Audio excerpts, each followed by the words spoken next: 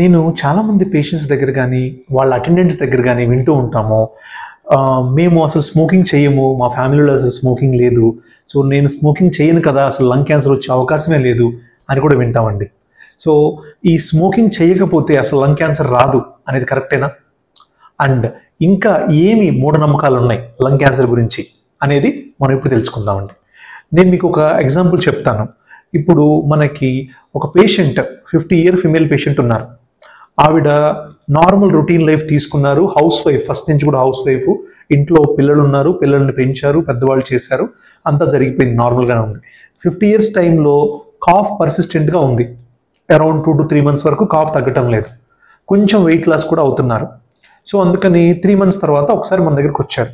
వచ్చి చూసి ఇన్వెస్టిగేట్ చేస్తే మనకు ఫైండ్ అవుట్ అయిందంటే ఏంటంటే లంగ్లో ట్యూమర్ కణితి ఉంది, దాన్ని బయాప్సీ చేస్తే అంటే ముక్క తీసి పంపిస్తే మనకి లంగ్ క్యాన్సర్ అని వచ్చింది.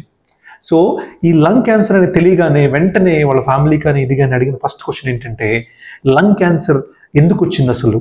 మాకు స్మోకింగ్ అలవాటు లేదు, ఎప్పుడు కూడా స్మోకింగ్ కానీ అటువైపు ప్యాసివ్ స్మోకింగ్ కానీ ఎక్స్పోజర్ లేదు ఎవరికి కూడా, ఫ్యామిలీలో కూడా ఎవరికి లేదు, సో అయినా ఎందుకు రావాలి అని అడిగారు.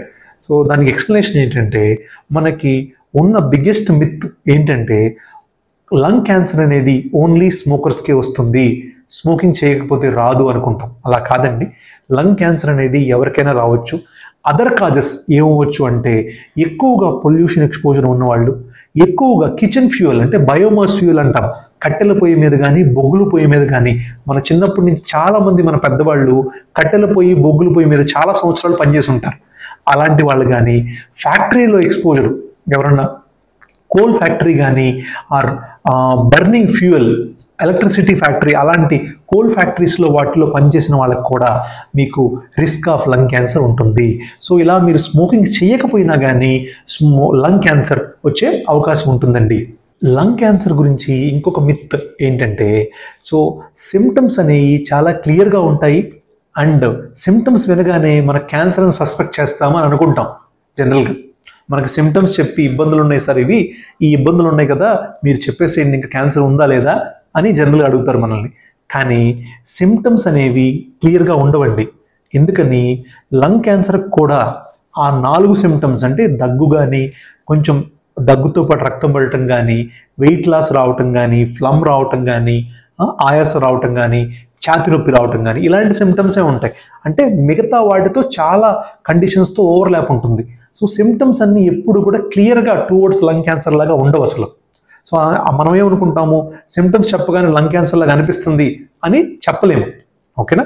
సో ఇంకొక మనకి మిత్ ఏంటంటే, సర్జరీ అంటే ఇంకా అయిపోయింది, లంగ్ క్యాన్సర్ డయాగ్నోసిస్ సర్జరీ అంటే అసలు ఇంకేం లేదు, సర్జరీ అయిపోతే ఇంకా బయటికి రారు అనుకుంటాం. కానీ లంగ్ క్యాన్సర్ డయాగ్నోస్ చేసిన తర్వాత సర్జరీ అంటే అది ఇంకా చాలా బెటర్ అనే అర్థం. ఎందుకని, ఆ క్యాన్సర్ని కట్ చేసి రిమూవ్ చేసే ప్లాన్ ఉంది అని, అంటే some what better comparatively only chemotherapy కానీ అదర్ క్యాన్సర్ ట్రీట్మెంట్స్ కన్నా ఇది సర్జరీ బెటర్ అండి. అది ఇంకొకటి లాస్ట్ మిత్ ఏంటంటే, మనము క్యాన్సర్ అని వినగానే, లంగ్ క్యాన్సర్ అని వినగానే ఇమీడియట్ డెత్, ఇంకా అసలు లంగ్ క్యాన్సర్ వస్తే ఇంకా మళ్ళీ మనము బతికే అవకాశం లేదు అనుకుంటాం. కానీ మనము రీసెంట్ టెక్నాలజీస్ అంటే బ్రాంకోస్కోపీ ద్వారా కానీ, డిఫరెంట్ మెథాలిటీస్ ఈబస్ టెక్నిక్ ద్వారా కానీ, or cone beam CT technique ద్వారా కానీ, రేడియల్ ఈబస్ టెక్నిక్ ద్వారా కానీ, ఇలాంటి అడ్వాన్స్డ్ మెథడ్స్ ఉపయోగించి లంగ్ క్యాన్సర్ని మనం ఎర్లీగా డిటెక్ట్ చేస్తున్నాం ఇప్పుడు. సో ఈ ఎర్లీగా డిటెక్ట్ చేయడం వల్ల ఏంటి అంటే, స్టేజ్ 1, స్టేజ్ 2 లంగ్ క్యాన్సర్ టైంలో కనుక మనం డిటెక్ట్ చేస్తే వాటిని మనం కంప్లీట్గా క్యూర్ చేయొచ్చు. ఓకే అండి, ఇప్పుడు మీకు మిత్స్ క్లారిఫై అయిపోయాయి కదా, మిత్స్ ఏంటి, దానికి పర్ఫెక్ట్ ట్రూత్ ఏంటి అనేది నేను చెప్పేశాను. అయిపోయిన తర్వాత ఇప్పుడు మనము ఏ ప్రాబ్లం ఉంటే వార్నింగ్ సైన్స్ లాగా తీసుకోవాలి, ఇమీడియట్గా లంగ్ క్యాన్సర్కి ఎవాల్యుయేషన్ ఎప్పుడు చేయించుకోవాలి అనేది చూద్దాం.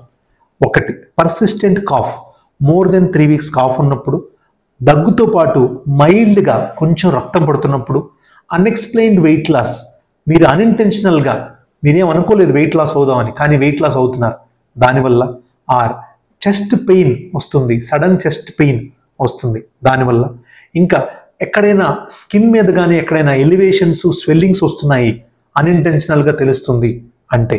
సో ఇలాంటి సిమ్టమ్స్ అన్నీ కూడా వార్నింగ్ సైన్స్ అని చెప్పుకోవాలి. ఇలా కనుక అనిపిస్తే ఇమీడియట్గా లంగ్ స్పెషలిస్ట్ని కన్సల్ట్ చేసి దానికి ఏంటి solution and evaluation, further steps ఏంటి అనేది మనం తెలుసుకోవాలి. ఇప్పటి వరకు మనము మిత్స్ అండ్ వార్నింగ్ సైన్స్ రెండు కవర్ చేసాం. సో ఇప్పుడు మనం ఏం చూద్దామంటే లైఫ్ స్టైల్ ప్రివెన్షన్ స్టెప్స్, ఎలాగ మనము ప్రివెంట్ చేసుకోవచ్చు లంగ్ క్యాన్సర్ రాకుండా అనేది తెలుసుకుందాం. ఫస్ట్ అండ్ మోస్ట్ కామన్ అండి, అందరికీ తెలిసిందే, స్మోకింగ్ స్టార్ట్ చేయొద్దు. ఆల్రెడీ స్టార్ట్ చేసి ఉంటే స్టాప్ చేయండి. Second, avoid second hand smoking or passive smoking. Very very important అండి. మీరు స్మోక్ చేయకపోయినా పక్కన వాళ్ళు స్మోక్ చేసినా కూడా మీరు స్మోక్ చేసినట్టే మీకు కూడా ఈక్వల్ రిస్క్ ఆఫ్ క్యాన్సర్ ఉంటుంది. సెకండ్. థర్డ్ వచ్చేసి డస్ట్ కానీ పొల్యూషన్ కానీ హెవీ పొల్యూటెడ్ ఏరియాస్లో కానీ ఫ్యాక్టరీ ఏరియాస్ని కానీ కంప్లీట్గా అవాయిడ్ చేయండి. And maintain a healthy life style, healthy regular physical activity and healthy life style maintain చేయడం వల్ల కూడా మీరు అవాయిడ్ చేయవచ్చు. సో ఇది మనము ఎలా ప్రివెంట్ చేసుకోవచ్చు లంగ్ క్యాన్సర్ అనేది తెలుసుకోవటం. So friends, lung cancer is surrounded by myths but science gives us the clarity. So మీకు గనక పర్సిస్టెంట్ సిమ్టమ్స్ ఉన్నాయి, పర్సిస్టెంట్ కాఫ్ ఉంది, అన్ఎక్స్ప్లెయిన్ వెయిట్ లాస్ ఉంది అంటే ఇగ్నోర్ చేయొద్దండి. స్పెషలిస్ట్ అడ్వైజ్ తీసుకోవాలి. సో దాంతోపాటు ఈ awareness about the lung cancer symptoms కానీ మిత్స్ కానీ చాలా చాలా ఇంపార్టెంట్ అండి. Please do share this video because this awareness can save the lives. నమస్తే.